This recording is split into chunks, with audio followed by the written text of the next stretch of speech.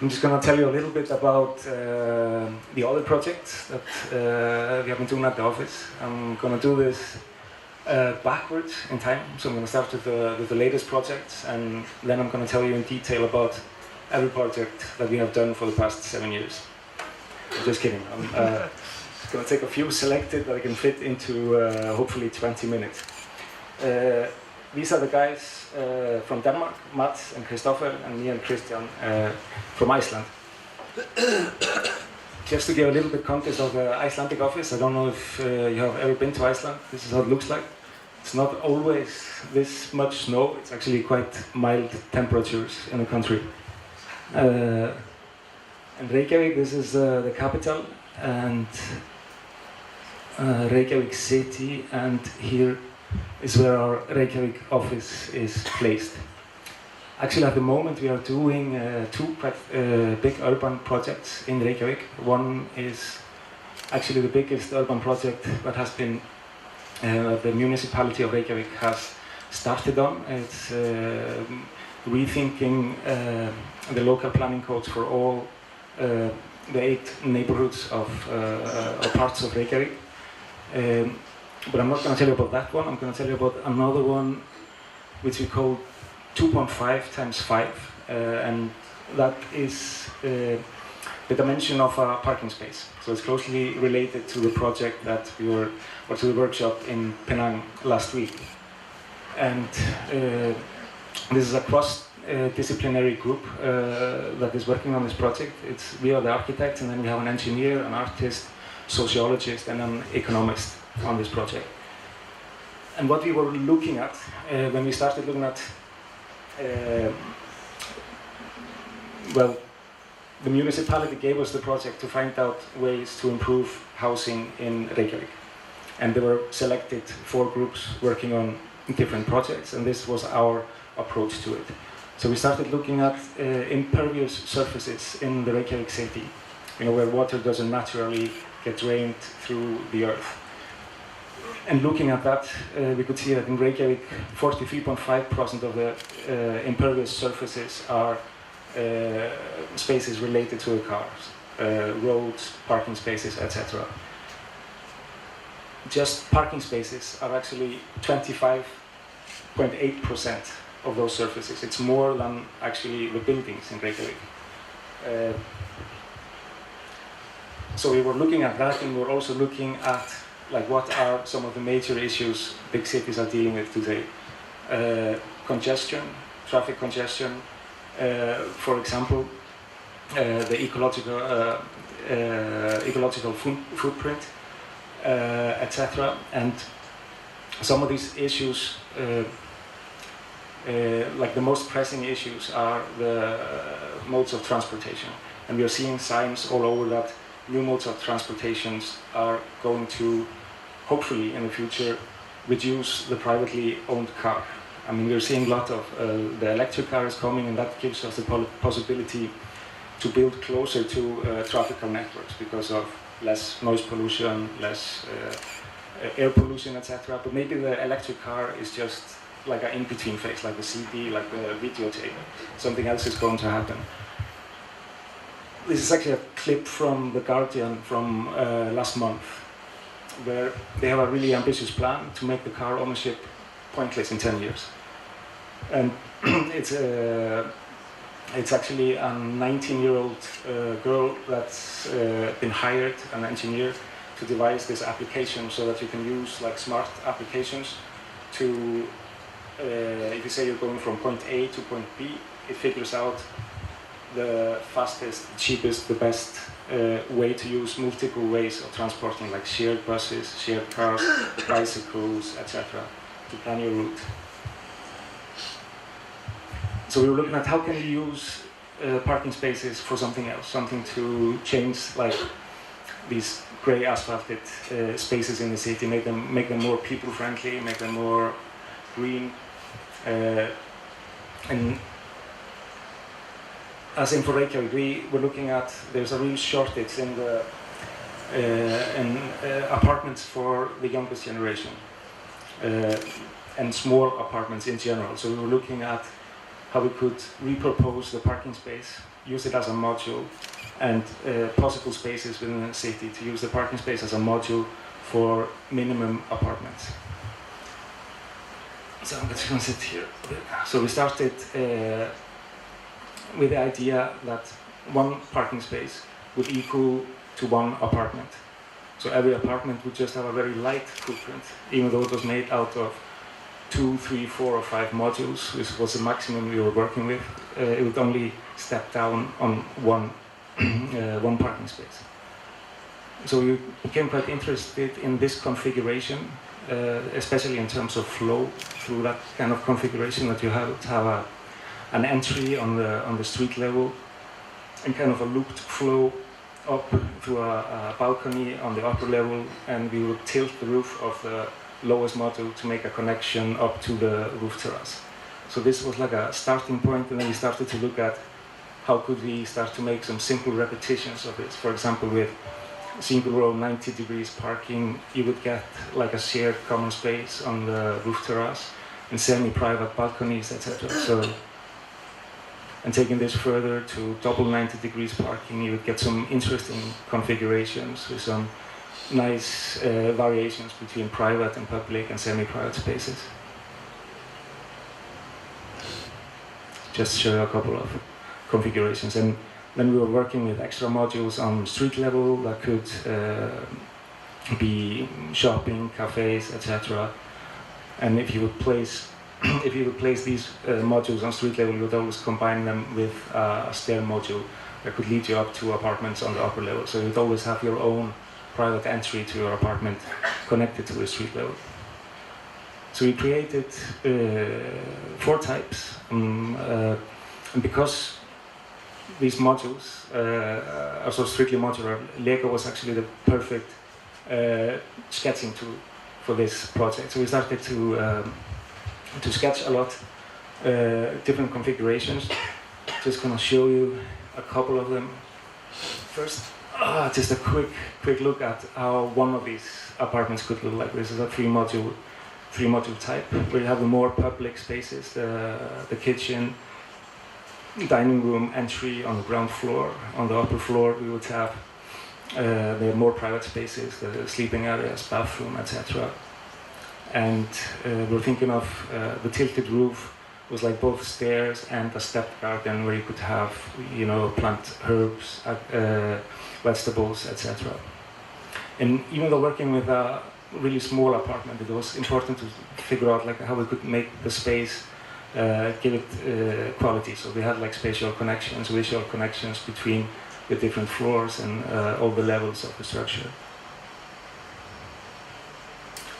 As a perspective of the lower floor, you have all the functions lining up against one wall, all the kitchen units.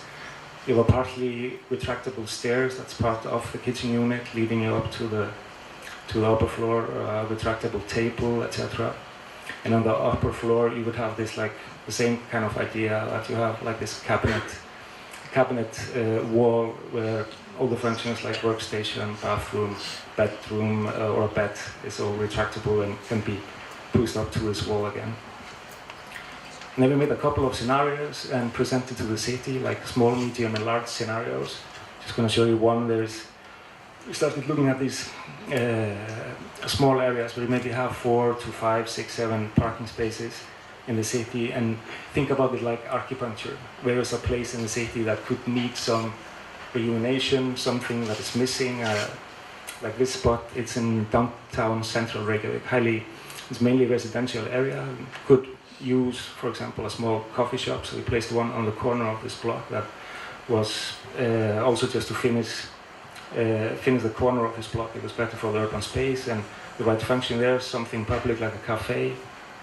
Maybe the cafe owner could live in a 3-modular apartment above, a little bit like the shop houses that we have been seeing so much of in Georgetown last weekend. And here a section through the space, quick visualization of how it could look like.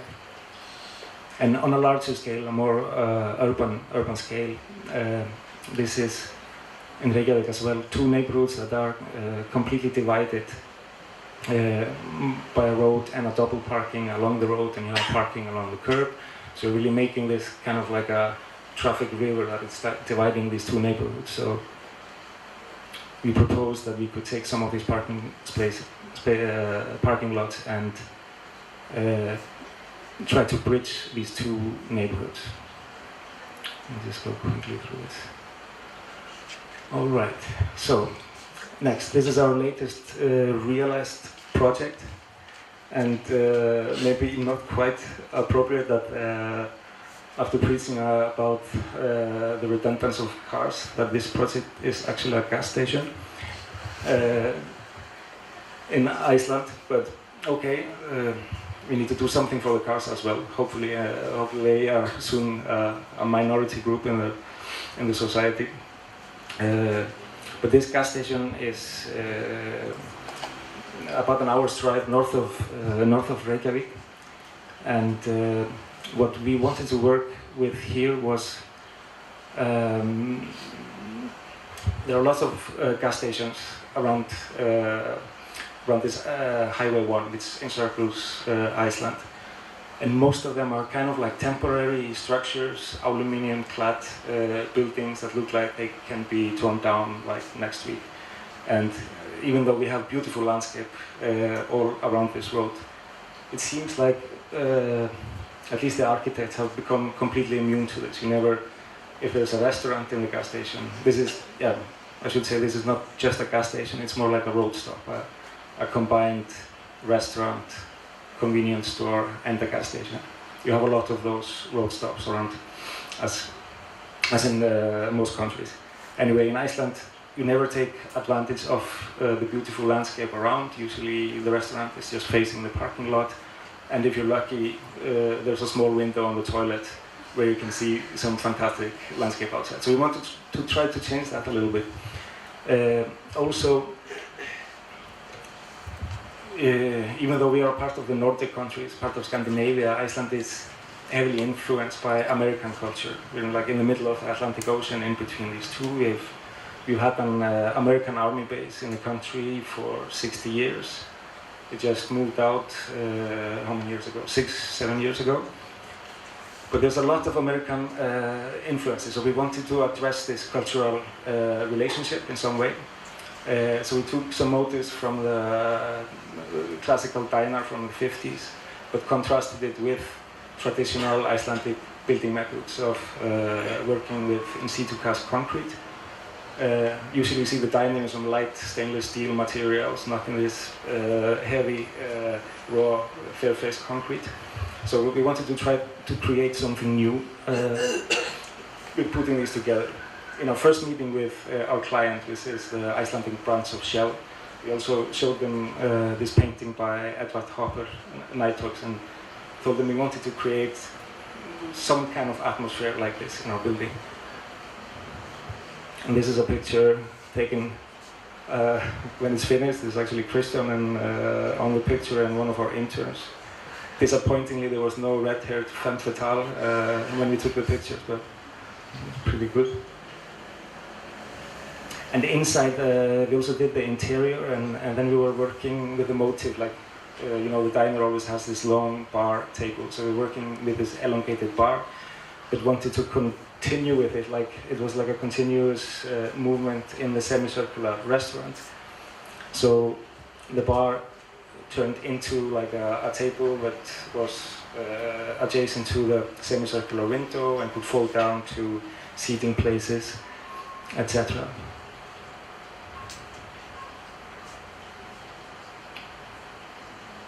So Villagier in Denmark, this is another project. This is probably 2-3 years ago, a family residency in Denmark, where we were in a little bit different context. We were working with fairly strict building codes, where the building codes in that area said that the roof had to be a pitched roof. You had to use traditional red bricks, masonry, red tiles for the roof, etc., which we thought was quite interesting. But we wanted to see, like, how can we try to do something new with these building methods, with the material. So with quite simple actions like skewing a little bit the building mass, cutting into it in certain places, skewing it to enhance certain views towards the ocean in this case, cutting in to create a sheltered outdoor space, to let light into the building. A couple of pictures from this. How am I doing in time? Pretty bad. Pretty bad? Okay. All right.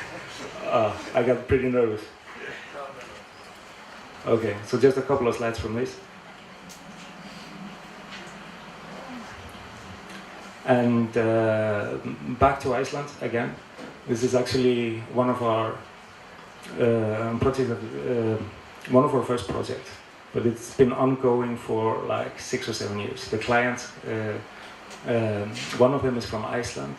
The woman and her husband is from Holland. They live in Amsterdam. They only come to Iceland like once a year, and they only want to do work on the building that time, and they only stay for a week. So actually, they've only been working on this house for 7 weeks. That's not quite true, but so it's still under construction. It's on a peninsula that goes out into a glacial river in the southern part of Iceland. It's really beautiful landscape there, and this photo is actually, the top photo is actually when we first visited the site, and we were trying to find the spot where to locate the house. We actually located it quite, I think, yeah, accurately there where we are standing at the moment. But in this house we wanted to create like a scenographed narrative, like a linear path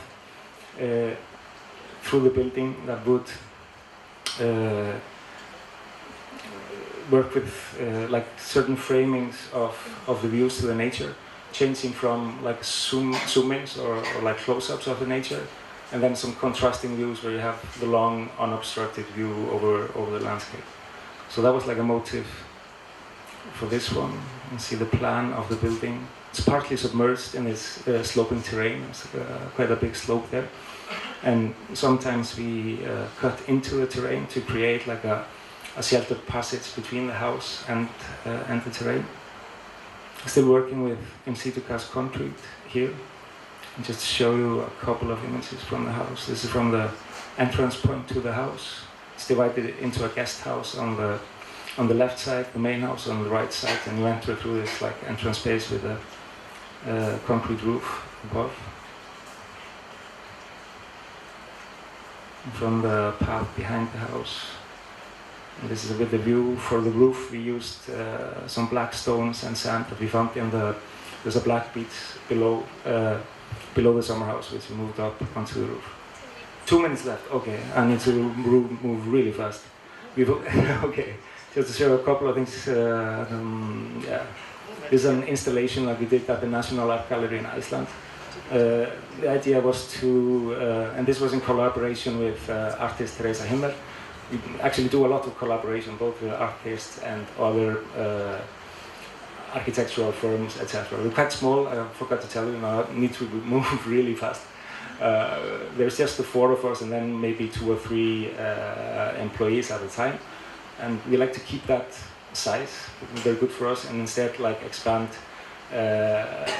through collaborations with other architectural firms or cross-disciplinary. This was with an artist, and we were redoing the entrance to the National Gallery so that it could let in both humans and birds and ducks from the pond that is close by. So we made this like triple entrance to the gallery, so it was more democratic in terms of the Icelandic fauna. I'll just take this. This is some interior project from Denmark for Dermalogica.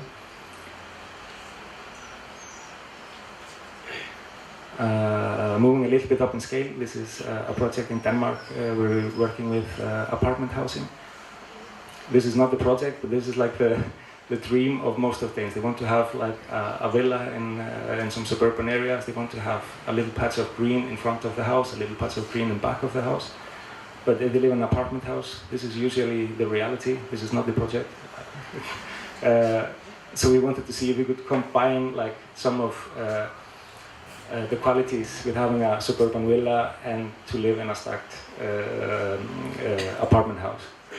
So what we did, we thought like every floor, we kind of make this rotated apartments, stack them on top of each other. For these towers, we had like 2 towers with vertical circulation in the middle. So you would always enter onto your front lawn out of the stairs. So you would have your private front lawn and then a garden in the back of the house. It's a typical floor plan for this. This is a model, 3D visualization.